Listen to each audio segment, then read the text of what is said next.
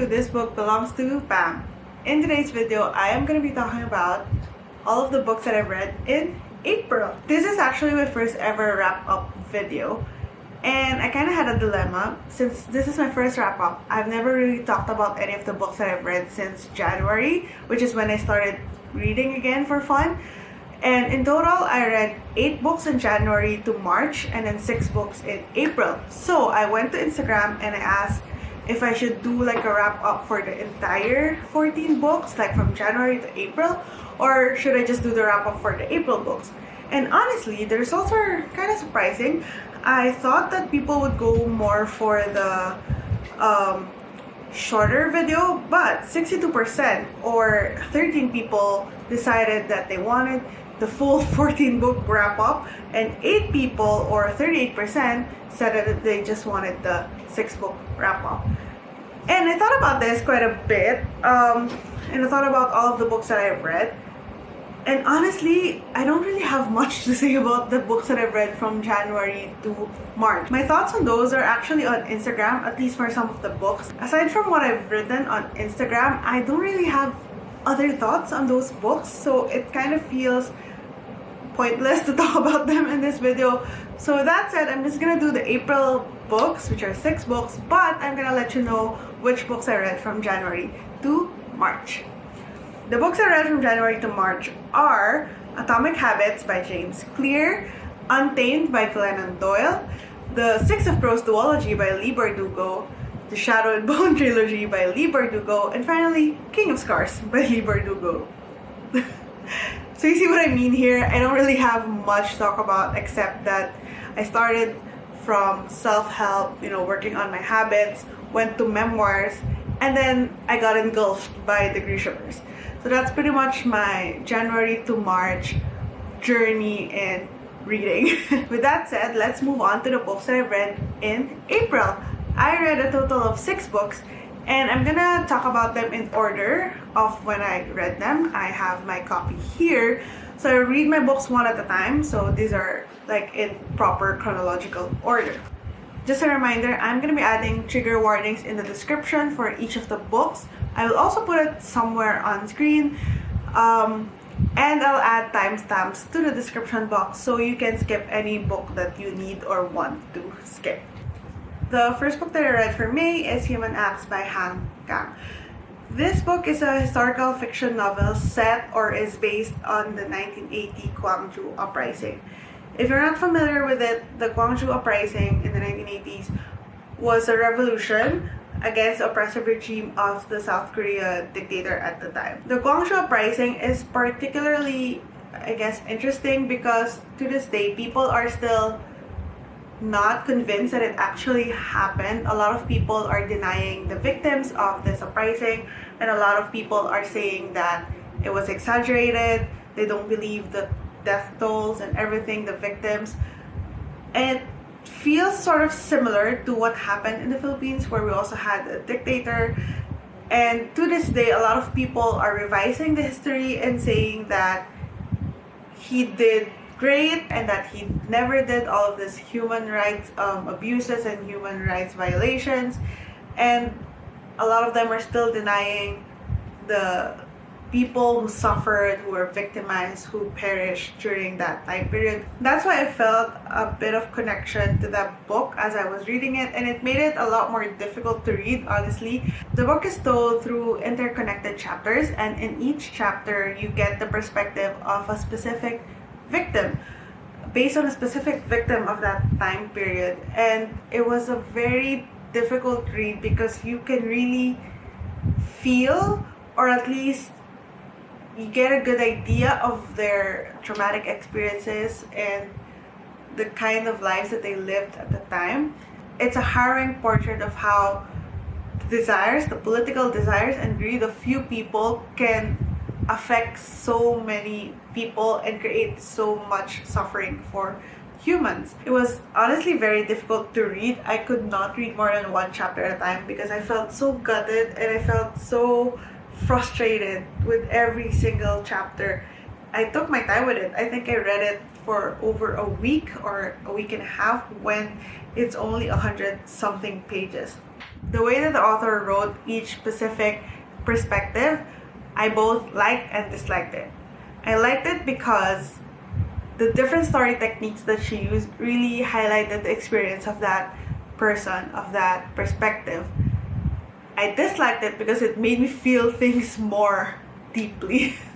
I really felt for these characters, and I think the storytelling helped me get a glimpse, like a tiny glimpse of what they went through and what they suffered through. I obviously cannot talk about this book without feeling a lot of things, and I need to move on because this is the first book that I read in March or in April. What am I saying? So that's Human Acts by Kang. On a much lighter note, the next book that I read is Sorcery of Thorns by Margaret Rogerson. This book is about a girl who lives in a library, and one of her tasks is to take care of books, because these books are not just your regular books, they are magical books, they're grimoires. Is that how you say it? I think so. They're grimoires, and if you don't take care of them, they will turn into a monster. So that's her job, but one day there was an incident that involved the destruction of one of these magical books, and she is pretty much blamed for it. So she is whisked away by this sorcerer and taken into like the city to stand trial, and the story begins. I love this book. I really love this book. I love the imagery that it gave me. The words that Margaret Rogerson used to describe the books and describe the libraries just filled my head with so many good dark academia images, and I loved it so much. It's still very vivid in my mind. I have like specific scenes that I have in my head that I can't stop thinking about. I also love the characters in this book. I love all the little adventures that they go through.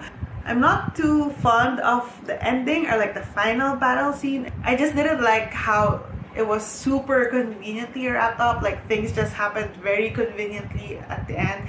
But I do like I think it's the epilogue or whatever is the last chapter, the aftermath of everything. That was such a good way to end it, I think, in terms of like the feelings, like the fluffy feelings that I got. So yeah, I have nothing much to say about this book. I have heard Carrie from Carrie Can Read describe this as like dark academia and house moving castle, like mixed in one, and I think that's a very accurate description. So if that piques your interest, then go for it. Sorcery of Thorns by Margaret Rogerson. The next book that I read is Know My Name by Chanel Miller. I think everyone pretty much knows about this book. This is a memoir by the Emily Doe in the Stanford sexual assault case. She finally revealed her identity to be Chanel Miller after being anonymous for quite a few years. The way that Chanel Miller wrote this book is very pointed in a way that you can feel her pain, you can feel her suffering, but at the same time you can also feel her strength, her bravery, her courage, and her mission to reclaim her name and to make a difference for women or for everyone who is a victim of sexual assault. I felt so many things while I was reading this, not in the same way that I felt very heavy while reading Human Acts by Kang, but this one, while the topic is very difficult and it's very heavy and sad and depressing, it was also kind of very hopeful in a sense. And I read this book so fast, I thought I was gonna have to take breaks while reading this book, but I found that I just want to hear what she has to say. I just want to know how she is, what she thought of things, and how she did it all, how she, forged through everything that was in her path. I honestly don't know what I was thinking. I read Human Acts, and after that, I thought I wasn't gonna read anything too heavy. I was just gonna go for fantasy, for adventure, for romance, for fluff. But I have no regrets. I feel very deeply honored to know her story. The fourth book that I read for April was Little Fires Everywhere by Celeste. In this book, you have two families. One is this rule-following, very cookie-cutter model family, while the other is this very dynamic and different or non-traditional family, and you see their lives intertwine and sort of collide as they live in this city, in this subdivision, or in this closed area called Shaker Heights. I wasn't sure if I was gonna like this book because I'm not much of a contemporary reader. I don't really gravitate towards contemporary. The first few chapters were kind of lukewarm for me, but as I kept reading, as the story kept progressing, I was very much invested in the story and in the family. I really like the juxtaposition between these two different kinds of families and how different they view life and how different they see the same things.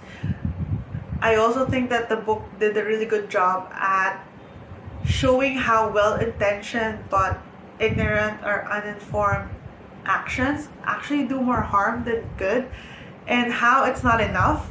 It's pretty much like performative activism. You're just doing it so you feel good and you know that you did something, but it's not really helping anybody.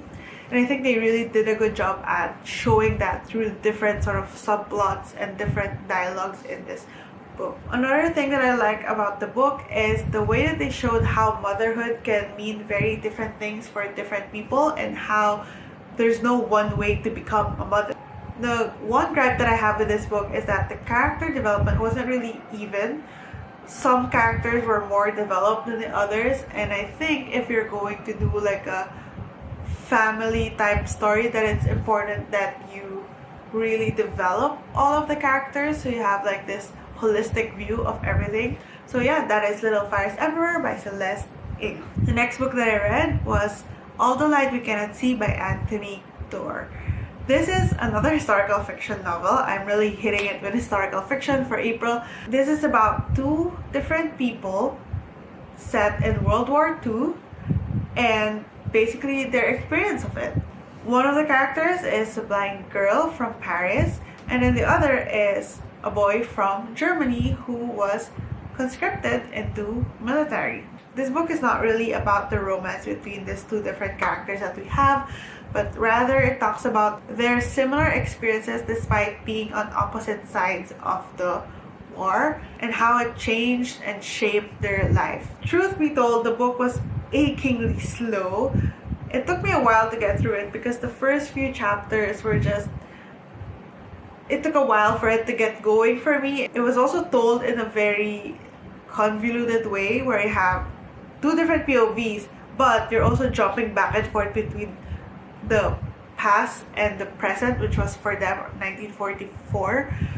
So you're kind of doing all of this mental cartwheels, trying to piece together their experiences. But what I did appreciate about this jumping back and forth was that I felt more connected to each of the little stories that happened throughout their life, because I kind of see how it was shaped, or how it could be traced back to something that happened to their lives earlier on, or vice versa, how something in their childhood projects itself onto their adult lives. I actually tried listening to the audiobook while reading the book because there were so many French and German words that it was hard for me to read it because my brain would try to pronounce it, and if I couldn't pronounce it, I kept going back. Sometimes I would have to Google it to just listen to how it's said. That's just something weird my brain does. So I tried to listen to the audiobook so I can get over that hump. But because the narrator's voice was so silky smooth, I kind of end up dozing every time I do that. So I stopped doing it. But at some point, towards the end, because they were just using the same words over and over, I pretty much got used to it. But that was just like a fun little story that happened with me when I was reading this book. I quite liked this book, but it was difficult to read. Difficult in a sense that I have to really focus to make sure I don't get lost in the story, especially with the jumping back and forth between perspectives and timelines. It's not like heavy in the same way that Know My Name and Human Acts were heavy, but I still enjoyed it. I was very invested in the characters because you pretty much see their entire life from when they were little kids up until the very, very end of their life. And I think I have a thing for those kinds of stories because whenever I read about multi-generational stories, I always invest too much of myself in the characters. So yeah, that is All the Light We Cannot See by Anthony Doerr. The final book that I read for April was A Darker Shade of Magic by V.E. Schwab. This is my first V.E. Schwab book, and I think I picked a really good book because now I really want to read all of her books. I fell so hard for this book. If you're not familiar, this book is about a world where there are parallel Londons. We have this London with no magic, a London who has magic abound, and then another London who has magic but it's dying out. So in this world, you have this guy named Kel who has the ability to traverse between these different worlds, these different Londons, and he pretty much acts like an ambassador to the different heads of states of these Londons. But Kel has a side hobby where he likes to get different kinds of artifacts from the different Londons, and he pretty much smuggles different things through the different Londons, and that gets him in trouble one day because he accidentally smuggles something that he definitely shouldn't have. And this just kickstarts an adventure of a lifetime for him, where he meets this woman named Lila, and basically they ended up, having to band together to fix this problem that was started. That's all that I can say without spoiling too much. And I really love this book. I kid you not, I could not put it down. I had the intention of reading this for the entire week before May, but I ended up finishing it in 2 reading sessions, which was just like 1.5 days, because I was just so engrossed with the plot. And what I really love were the characters. I like that they were capable of showing their strengths, their weaknesses, their vulnerabilities in a very realistic kind of way, and that made the book more appealing to me, and that made me root for the characters. I don't quite like the villain. I felt like they were caricature villains, and I think the final battle scene was a bit too meh for me. But overall, I really like the concept of it. I like the magic system. I like the different worlds that V. Schwab has created for these different parallel Londons, and I had a really good time reading it. The only thing that I don't like is now I can't jump into the next books in the series, because this is a series, because I have a set TBR for May since I'm doing Army-dathon. I will link that in the cards, my TBR for Army-dathon, and I just want to read the next part, but I have to calm down and be patient, take a break, and then go back to it after May. So that was A Darker Shade of Magic by V.E. Schwab. And that's it! We made it to the end of the video! Yay! This was my first ever wrap up, and I think I definitely rambled in there. Editing Pam is gonna have a hard time making everything cohesive, but I did enjoy talking about books, and I hope that this was helpful, interesting, entertaining for you. If any of the books strike your fancy, let me know in the comments which one, and if you've read any of the books, let me know as well what you thought about the books, if you like them or if you don't. Yeah, I think that's it. I'll see you in the next video. Bye!